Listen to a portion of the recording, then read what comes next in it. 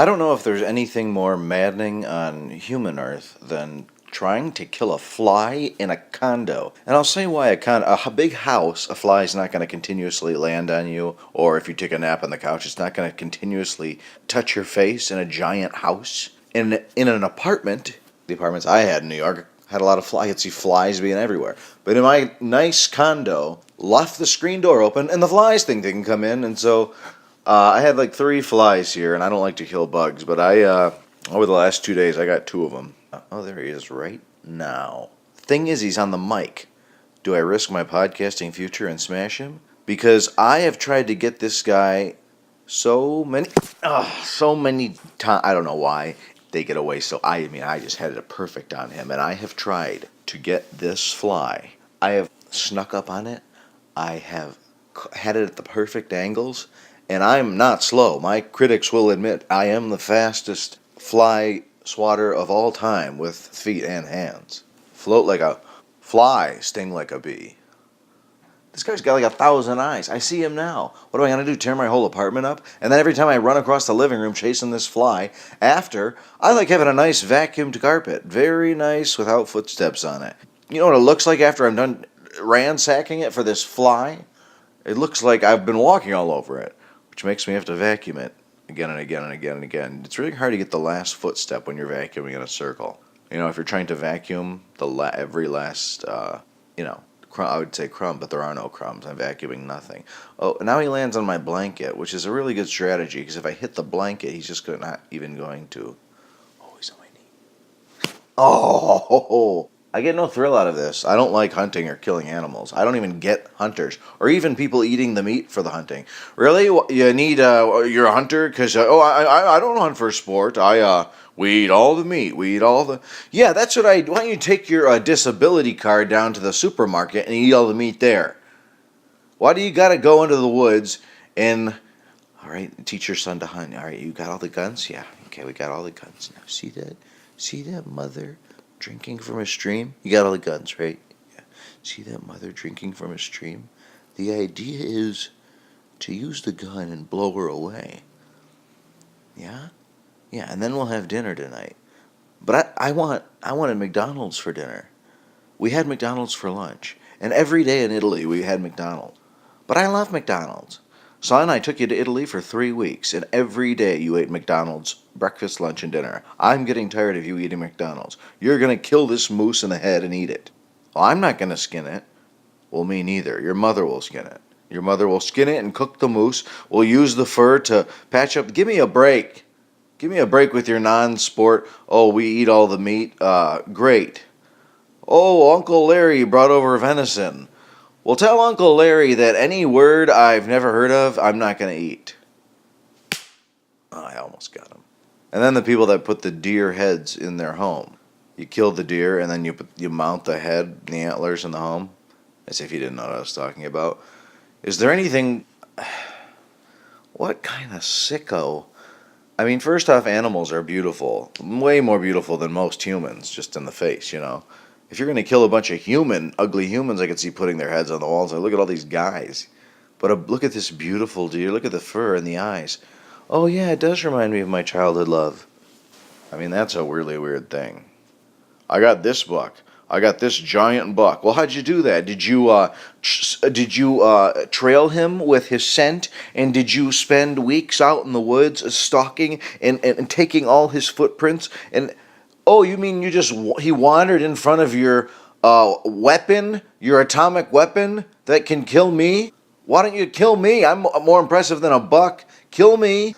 But shoot me in like the feet a bunch of times until I die. Don't touch my head, not in the face. Just shoot my feet until I'm dead, and then mount me, like planking, completely straight. Mount me from my ankles out in your house. So it'll be like deer head with antlers, buck, and then me, ankles, completely stiff. I want to be completely stiff, planking like, I think you get stiff with the rigor mortis and the embalming fluid. I want to be like that, and then next to me I want the head of an alligator. Anyone can shoot a pretty deer, you weirdo, but not anyone can smash a fly. That is now... No, lost opportunity. And I would never use bug spray. I don't use any sprays in my life. I hate Windex, Lysol. You can't get me to use any spray for anything. I'm obsessive with cleaning, but I have to clean it in my own way. Simple Green, maybe. It's a very natural organic substance. I think my dad just channeled himself through my mouth because he's been telling me how safe Simple Green is my whole life because I never like using substances. So I would never use bug spray. There's probably one can of bug spray in here, and it's expired. Couldn't hurt a fly. That should be the slogan for expired bug spray. Couldn't hurt a fly. If I opened a spa, the logo would be a cow and a jacuzzi, and it would be called Utter Relaxation. Isn't that cute? Don't you want to tickle me for that? I say I had to drop these jokes and start talking personally because I can't be too cutesy. Like if Mitch Hedberg, laid out some of these jokes, they'd work, but I can't keep asking the audience what flavor is bubble gum and demanding an answer. And then telling them they're not giving me one because I'm on the Truman Show and they won't tell me. Because I believe I am on the Truman Show. That movie freaked me out way more than any other freak out movie. I don't even know what to call them. No other movie freaks me out. Slash, cut, kill, scream. None of that freaks me out. Because it's not going to happen. I'm not going to be in the scream house with a guy in a white long mask. And if it is, I know it's a weirdo in a white long mask. I see weirdos every day. That's the whole point of killing the animals and putting them on the wall. Put the weirdos on the wall. That's what we need to do. There's a good form of capital punishment. Let's mount them all on some sort of awful wall. There it is. There's Timothy McVeigh's head, and there's Casey Anthony, and there's I'm sure she's alive, right? Was she they said she didn't have to die for killing the baby or what? I don't know if she's alive. All the people who, anyone from now on gets mounted on the wall, and you leave their real eyes in, let them rot. Don't put those doll eyes in. Gee, Richard Speck looks awful interested today. Hey, no sleeping on the job, OJ. A house of murder. And now call and get a free murder.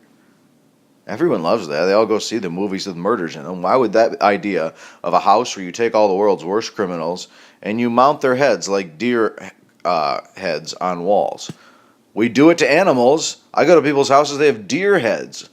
From the neck up, beautiful animals on their walls. Why don't we do this with the worst? I'd love to go in there and to this house of... Our newest addition is we have Jerry Sandusky's head on Joe Paterno's statue. The Headless Horseman. Now, he would be a hard one to... I don't know, is he a murderer? Did he kill people, or was he a good guy? We never know about these people. Oh, almost got that fly again. That's stupid. Oh, instead I made a mess. I just knocked tea all over myself. What was I talking about? I got tea all over my shirt and it was already cold. Now it's colder. What the hell was I even talking about? Putting Jerry Sandusky's head on Joe Paterno's body? Oh, the wall of the murder. Everyone likes movies with murder. They would go and see it. To the wall. It would be an attraction eventually. Step right up and get a free murder. You could even kill the people yourselves. Pull the switch yourself. There's people sitting in these jails anyway. Why not make them interesting? I always thought they should do like a caged-in stadium, a dome, with all the worst criminals, 110,000 seats, a college football stadium, and under one seat, and they sit there tied to in the little chairs, packed in, all full max capacity, highest attendance in school history, and they have wrist, and ankle shackles, and they're just sitting in the chair. They don't get to eat. They sit there. It's a dome, so they're not going to freeze or whatever. And under one chair, every like 12 hours or something, is dynamite. Or maybe there's dynamite under every chair. No, because when one chair blew up, it'd blow up the others. Anyway, it's Dynamite Chair. So you got 110 criminals sweating to death. They can't think, they can't do anything but wait for that next dynamite chair to go off. And your odds, 1 in 110,000, if you do it every 7 hours, I think it'd be kind of entertaining. I definitely tune in. It's NFL Sunday. I'm talking about Dynamite Chair. The TV's off. I got this little postage stamp of a TV for the first time in my life. It's like a 7 by 4 inch TV. Oh, that's a phone. Never mind. So I'm not even watching the NFL, but I would definitely try to pirate some Dynamite Chair. And then give the stats of all the people, all the criminals who are blown away.